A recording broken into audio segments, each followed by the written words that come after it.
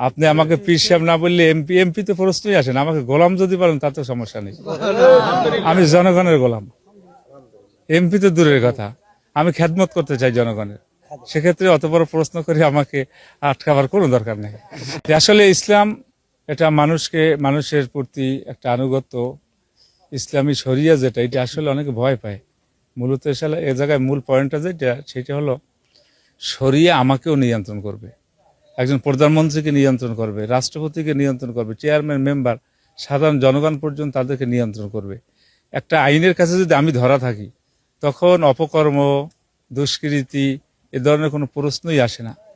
আর বর্তমানে আমরা দেখছি, যদিও বলা হয় আইনের কাছে আমরা ধরা, কিন্তু আইন কিন্তু যারা ক্ষমতার মস্তদে তারা আইনকে নিয়ন্ত্রণ করে। এই জন্য কিন্তু দুর্নীতি এটা জিরো টলারেন্সটা নিয়ে যেতে পারতেছে না। আর আমরা আসলে আখেরাতকে প্রাধান্য দেই। আর আমরা রাজনীতির সাথে আমরা জড়াই পড়ছি, কারণ আমাদের রাজনীতিটা একটা নোংরার দিকে ধাবিত হয়েছে। সবাই বলে যে এদেশে আমরা দারিদ্র্য বিমোচন করবো, আসলে পারতেছে না। আর ক্ষমতা এটা একটা আসলে আগুনের পোশাক, এটা একটা মারাত্মক জিনিস। জান্নাত এবং জাহান্নামের মাঝে, অর্থাৎ জাহান্নামের কিনারায় দাঁড়ানো। একটু যদি এদিক ওদিক হয়ে যায়, যদি একটা টাকা তসরুপ হয়ে যায় সরকারের ফান্ডের টাকা, তাহলে কিন্তু আল্লাহর আদালতে জবাবদিহিতে আছে। সেটা আমি ভালো করে জানি, কারণ আমি একজন শুধু রাজনৈতিক নেতা না, আমি একটা ধর্মীয় নেতা।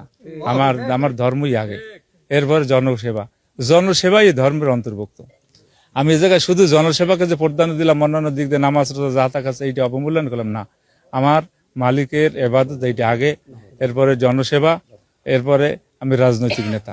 রাজনৈতিক নেতা এটা আমার চতুর্থ পার্সেন্ট, এটা আমি থার্ড পার্সেন্টও রাখি না, এটা চতুর্থ পার্সেন্ট। কারণ এটা একটা সাংঘাতিক বোঝা।